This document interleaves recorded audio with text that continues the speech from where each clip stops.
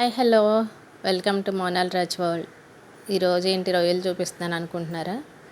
రొయ్యలతో కొత్త రెసిపీ చేస్తున్నాను. కొత్త రెసిపీ ఏం కాదు, అందరు చేసేది. ఈరోజు నేను పచ్చి రొయ్యలు పకోడీ చేస్తున్నాను.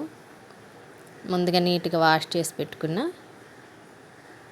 పచ్చి రొయ్యలు, అలాగే ఒక స్పూను శనగపిండి, కార్న్ఫ్లోరు, బియ్యపిండి ఇవన్నీ వేసి బాగా కలిపేసిన తర్వాత అల్లం వెల్లుల్లి పేస్ట్, ఉప్పు, కారం యాడ్ చేసేసి ఒక నిమ్మకాయ, లాస్ట్లో నిమ్మకాయ కూడా పిండుకొని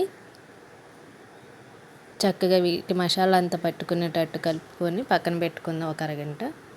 గరం మసాలా కూడా యాడ్ చేసేసి వీటిని మూత పెట్టుకొని ఒక అరగంట నాననిస్తే చక్కగా క్రిస్పీగా ఉంటాయి. అది మసాలా అంతా రొయ్యలకి పెట్టి చాలా బాగుంటుంది.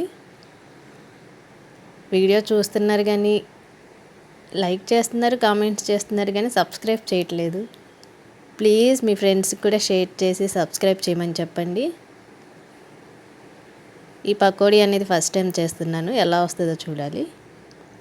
రొయ్యలు ఉన్నాయి, పచ్చి రొయ్యలు ఉన్నాయి ఇంట్లో, అందుకని నేను ఏదైనా వెరైటీగా చేద్దామని ఈవినింగ్ స్నాక్స్ టైంలో ఇలా పకోడీ చేస్తున్నాను.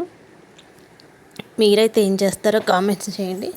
చూసారు కదా, ఇలా మొత్తం ఒక హాఫ్ అన్ అవర్ నానబెట్టుకున్నాను. నానిపోయింది. ఇప్పుడు డీప్ ఫ్రైకి సరిపడా ఆయిల్ వేసుకొని ఒక్కొక్కటి ఫ్రై చేసుకుందాం.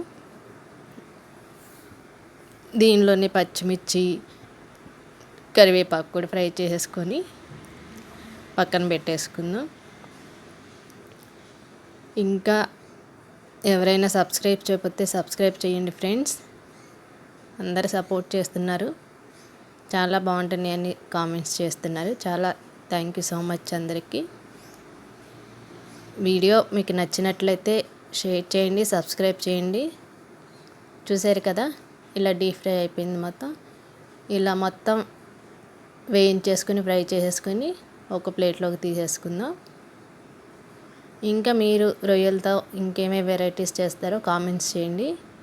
అలాగే రొయ్యల పచ్చడి, తొక్కు పచ్చడి ఇవన్నీ చేస్తాను. ఎవరికైనా కావాలన్నా కూడా కామెంట్స్ చేయండి. రొయ్యల పచ్చడి చూసారు కదా, ఇవన్నీ ఇలా ఫ్రై అయిపోయిన తర్వాత లాస్ట్లో పచ్చిమిర్చి, కరివేపాకు కూడా దీనిలోనే ఫ్రై చేసేసుకుంటే అయిపోతుంది. మనం సర్వింగ్ బౌల్లోకి తీసేసుకుంటే సర్వ్ చేసేసుకోవచ్చు. ఇలా వెరైటీగా చేసి పెట్టండి, చక్కగా పిల్లలు హాయిగా తింటారు. ఈ వింటర్ సీజన్ కదా, క్రిస్పీగా ఉంటాయి. కానీ బయట బళ్ళ మీద చేసినట్టుగానే వచ్చినాయి. టేస్ట్ అయితే ఎలా ఉంటుందో చేసి చెప్తాను నేను.